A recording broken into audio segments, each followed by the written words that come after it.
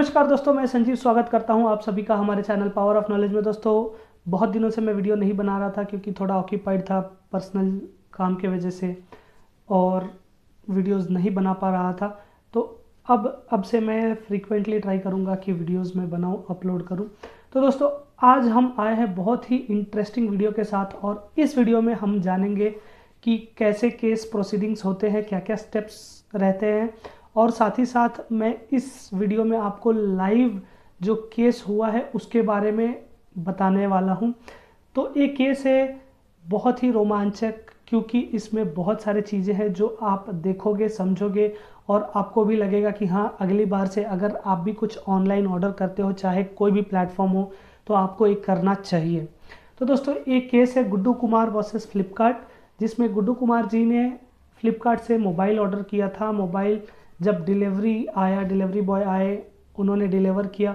उसके बाद जब गुड्डू कुमार जी ने पैकेट ओपन किया तो पैकेट में उनको कुछ नहीं मिला। जैसे कि जो मेन चीज़ है, जैसे फ़ोन नहीं मिला, फ़ोन के अलावा सब कुछ मिला, जैसे कि चार्जर या जो भी उसका papers, documents, terms and conditions जो भी रहते हैं सब था, बट फ़ोन मिसिंग था। तो दोस्तों, इस केस में गुड्डू कुमार जी ने क्या किया मैं आपको ये बताता हूँ, उसके बाद केस कैसे क्या क्या हुआ ये भी बताऊंगा आगे।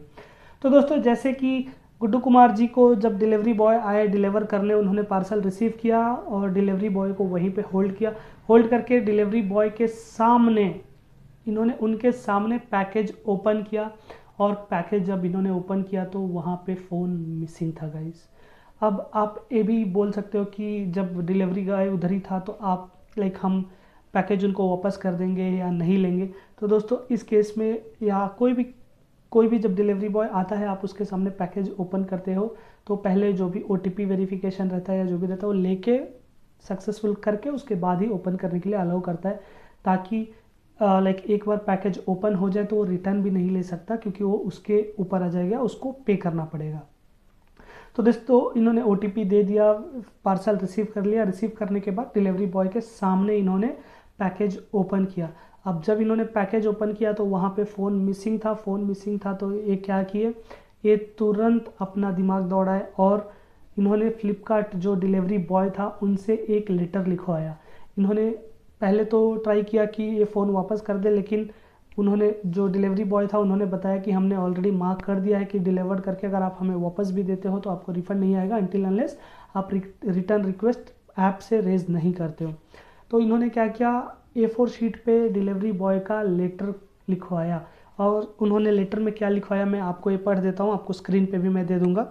तो जो डिलीवरी बॉय था उसने फ्लिपकार्ट ऑनलाइन प्राइवेट लिमिटेड करके लिखे, महोदय मैं ई-कार्ट फ्लिपकार्ट डिलीवरी सर्विस का कर्मचारी हूँ। यहाँ से इसने स्टार्ट किया, डिलीवरी बॉय का काम करता हूँ। मैं 28/10/2021 को डिलीवरी किया था। पार्सल मेरे सामने ओपन या खुला था जिसमें मोबाइल फ़ोन नहीं था, लेकिन चार्जर इत्यादि मोबाइल का सारे चीज़ थे, लेकिन मोबाइल फ़ोन मिसिंग था।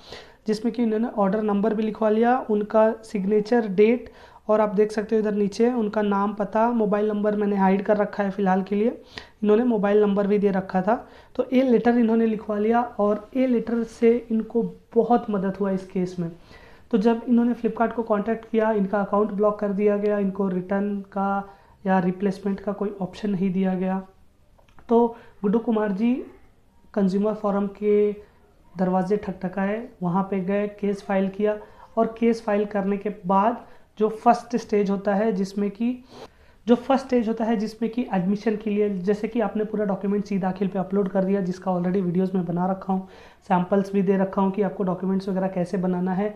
अपलोड करने के बाद जो आपका केस अप्रूव होता है, अप्रूव होने के बाद जो फर्स्ट डेट ऑफ हियरिंग रहता है उस दिन आप अकेले रहते हो, ऑपोजिट में कोई नहीं रहता ओपोनेंट, तो आप जज के सामने अपना केस सुनाते हो। तो जब आप केस सुनाते हो इसके बाद जज डिसाइड करते हैं कि ये केस अप्रूव करना है नहीं करना है। तो इनके केस में जब इन्होंने सारे चीज़ बताए और जो लेटर इन्होंने लिखवा रखा था इन्होंने ये भी फाइल किया, उसके बाद केस इनका एक्सेप्ट हो गया। तो दोस्तों, केस एक्सेप्ट होने के बाद क्या होता है, केस एक्सेप्ट होने के बाद ऑपोजिट पार्टी को नोटिस जाता है। नोटिस जाने के बाद जब अगला डेट ऑफ हियरिंग रहता है वहाँ पे अपोजिट पार्टी को रिप्लाई के साथ अवेलेबल रहना चाहिए या हाजिर रहना पड़ता है। बट इनके केस में क्या था, फ्लिपकार्ट वाले रिस्पॉन्ड ही नहीं किए, जो कोर्ट का नोटिस था उसका भी रिस्पॉन्स नहीं किए, ना कोई उनके साइड से लॉयर अटेंड किया इस केस को। तो दोस्तों सेकेंड हियरिंग में जब फ्लिपकार्ट के एडवोकेट या फ्लिपकार्ट के साइड से कोई अवेलेबल नहीं था तो फिर से डेट आगे का दे दिया गया कि शायद इस डेट में ना तो अगले डेट में अटेंड करें। अगले डेट में भी वो अटेंड नहीं हुए तो यहाँ पे कोर्ट ने क्या किया, एक्स पार्टी करके घोषित कर दिया। दोस्तों ये ध्यान में रखना, एक्स पार्टी क्या होता है। एक्स पार्टी जब आपके ओपोनेंट साइड से कोई भी लॉयर या कोई भी अटेंड नहीं करता है तब उन्हें एक्स पार्टी करके घोषित कर दिया जाता है। तो दोस्तों एक्स पार्टी घोषित करने के बाद क्या होता है, एक्स पार्टी घोषित करने के बाद case as it is further चलता है। ऐसा नहीं है कि अगर ओपोनेंट साइड से कोई नहीं आया तो आपका केस रुक जाता है। किसी किसी कंज्यूमर फोरम या किसी किसी डिस्ट्रिक्ट में क्या है 3, 4, 5, 6 बार ओपोनेंट पार्टी को चांसेस दिया जाता है। बट अगेन ये जज साहब के ऊपर है कि वो कितना चांस देना चाहते हैं। तो इस केस में मैं आपको दिखा देता हूँ, इनको सिर्फ 2 चांस दिया गया ओपोनेंट पार्टी को हाजिर होने के लिए, वो हाजिर नहीं हुए। नहीं होने के कारण एक्स पार्टी करके घोषित करके इनका केस फर्दर प्रोसीडिंग के लिए डाल दिया गया, यानी नेक्स्ट डेट दे दिया गया। तो दोस्तों नेक्स्ट डेट में जब गुड्डू कुमार जी अवेलेबल हुए तो कोई भी रीजंस हो सकता है, जैसे कि मैं आपको दिखा रहा हूँ यहाँ पे स्क्रीन पे हियरिंग करके 4-5 बार इन्होंने सिर्फ हियरिंग का ही प्रोसीजर चला है। तो कभी कभी क्या होता है कि जैसे कि जज साहब अवेलेबल नहीं रहते या एक बार क्या हुआ गुड्डू जी अवेलेबल नहीं हो पाए, मतलब होता है ऐसा, किसी कारणवश से जज साहब नहीं आए या उस दिन हियरिंग नहीं हो पाया तो अगला डेट दे दिया गया, तो वो एज इट इज़ हियरिंग करके गया। उसके बाद इनका एविडेंस कलेक्ट किया गया, जो कि एविडेंस करके यहाँ पे आपको शो हो रहा होगा, देखिए। तो एविडेंस, जब एविडेंस का टाइम आता है वहाँ पे या तो आप जो आपने केस फाइल किया है, जैसे कि जो आप केस फाइल करने के टाइम जो भी डॉक्यूमेंट्स जो भी आपने पूरा बना के पूरा सेट ऑफ डॉक्यूमेंट्स सबमिट किए रहते हैं आप एज इट इज़ वही दे सकते हो। नहीं तो अगर आपके पास कुछ एडिशनल है जैसे कि कॉल रिकॉर्डिंग, वीडियो रिकॉर्डिंग या ऐसा कोई कन्वर्जेशन जो कि चैट फॉर्म में हो, तो ये सब आप एक एविडेंस एक्ट के तहत जो एफिडेविट है वो बनवा के आप सबमिट कर सकते हो। तो यहाँ पे जब इन्होंने एविडेंस वगैरह तो ऑलरेडी इन्होंने पहले ही दे रखा था जब फाइलिंग किया था, तो same as it is same file को इन्होंने एविडेंस के स्टेज में भी सबमिट किया। उसके बाद उसको जांच परख के कोर्ट ने जो डिलीवरी बॉय से इन्होंने लेटर लिखवाया था, यहाँ पे इनका मेन रोल ये था कि ये लेटर का रोल ये था कि इसने बहुत मदद किया। एज ए एक्स पार्टी भी इनको बहुत मदद हुआ। जो लेटर पे नंबर लिखा गया था, कोर्ट के साइड से कॉल भी गया था जो डिलीवरी बॉय थे उनको, हालांकि उन्होंने कंफर्म किया कि अभी मैं फ्लिपकार्ट पे काम नहीं कर रहा हूँ, वो कहीं और काम कर रहे थे। और जब कॉल गया तो उन्होंने कंफर्म किया कि हाँ ये इन्होंने लिखा है करके। तो एक अगेन ये गुड्डू कुमार जी को पता नहीं था कि कोर्ट के साइड से कॉल गया है, बट उनको बाद में पता चला। तो जो इन्वेस्टिगेशन कोर्ट के साइड से होनी रहती है ये आपको बता के नहीं किया जाता। उनको अगर लगता है कि हाँ ये जो आपने एविडेंस दे रखा है इसका इन्वेस्टिगेशन होना चाहिए या सही है या नहीं, अगर उनको पता करना रहता है तो वो कॉल या जैसे जिस भी फॉर्मेट में हो, कोर्ट को जो भी सही लगे उस फॉर्मेट में वो वेरीफाई करती है। तो इस केस में भी उन्होंने वेरीफाई किया और वेरीफाई करने के बाद 2 एविडेंस स्टेज हुए। एविडेंस स्टेज होने के बाद आर्गुमेंट में कुछ नहीं होता दोस्तों। अगर ओपोनेंट पार्टी अगर प्रेजेंट है तो आप दोनों के बीच में थोड़ा मतलब कोर्ट ही आपसे क्वेश्चंस करेंगे, जैसे ओपोनेंट पार्टी से भी और आपसे भी। ऐसा नहीं है कि जो हम सिविल कोर्ट में देखते हैं दोनों लड़ते हैं एक दूसरे से कि नहीं ऐसे वैसे ये प्रूफ है वो प्रूफ, ऐसा कुछ नहीं। यहाँ पे वैसा नहीं होता है। यहाँ पे जो जज साहब है वही क्वेश्चंस करते हैं, उसका बस आंसर देना रहता है।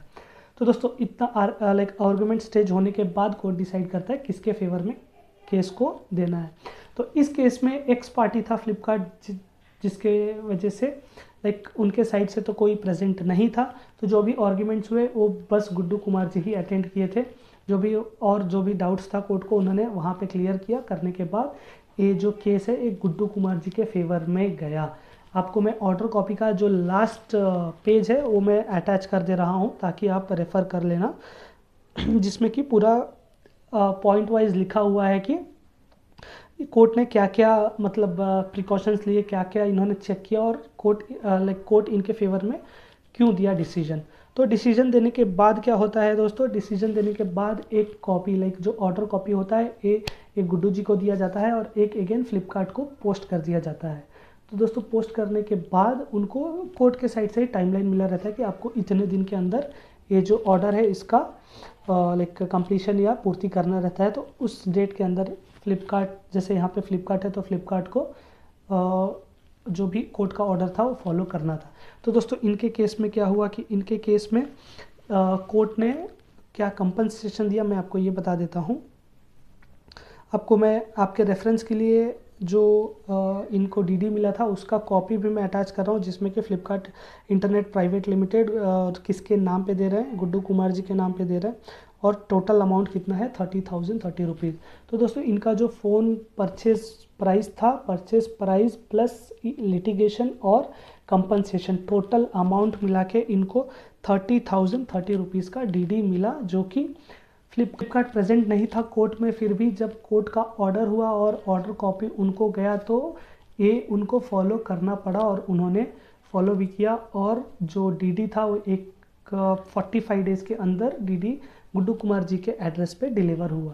तो दोस्तों इस वीडियो में मैं बस यही आपको बताना चाहता था कि अगर ऐसा कुछ भी होता है तो एज ए प्रूफ आप एक ये स्टेप ले सकते हो, आप डिलीवरी बॉय से लेटर ले सकते हो और उस लेटर से आपको बहुत मदद होगा इन केस जो भी ऑनलाइन प्लेटफॉर्म है वो आपको हेल्प नहीं करता है। तो दोस्तों आज के इस वीडियो में इतना ही और आगे मैं बहुत सारे केसेस के साथ वीडियो लाता रहूँगा। दोस्तों अगर वीडियो अच्छा लगे तो सब्सक्राइब और लाइक ज़रूर करना। मिलते हैं अगले वीडियो में, तब तक के लिए टाटा बाय बाय।